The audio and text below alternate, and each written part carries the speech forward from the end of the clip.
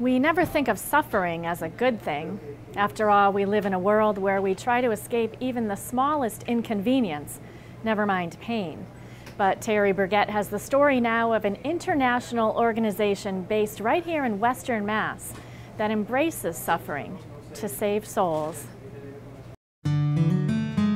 We all suffer every day.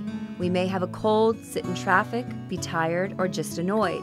But there are special souls whom God has chosen to identify with in a special way, and He calls them to take their place with His mother at the foot of the cross in today's world.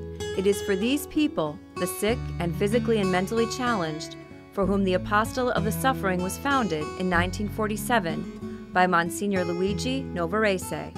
The reason why he founded the Apostate of Suffering, he was working for the Vatican, for the hospitals and the medical centers, and he was concerned about the suffering people not having a role in society or in the church. At the request of the founder, Monsignor Novarese, who wanted to open up the apostolate in the United States, and we became instrumental in a way, starting this year. Mary Farm is located on 10 peaceful acres here on Ware Street in Palmer, Massachusetts. It is the only Apostolate of the Suffering here in the United States. The land was anonymously donated by a local couple who felt a calling in the 1980s to establish the apostolate here in the Springfield Diocese.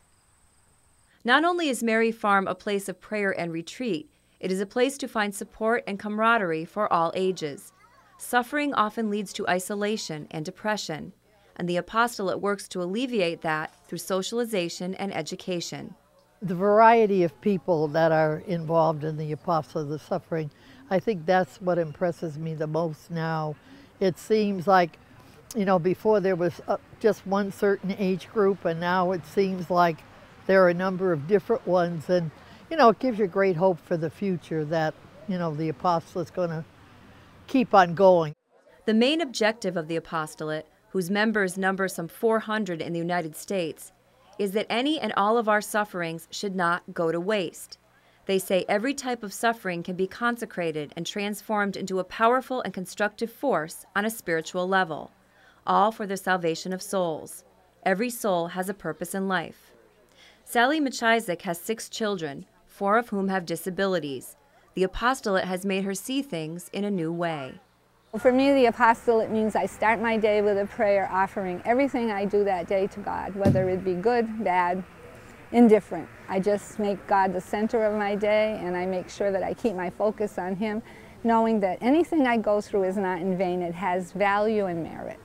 Hazel Santos has lived life in a wheelchair since she was 2 years old.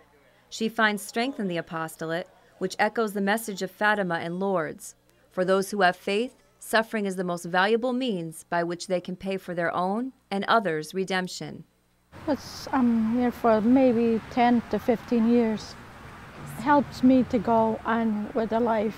The day by day, that's hard, And this way, when I think about it, day by day, next day, for the day after. Monsignor Luigi Novarese died in 1984 and is in the process of being beatified. His miracle has already been approved.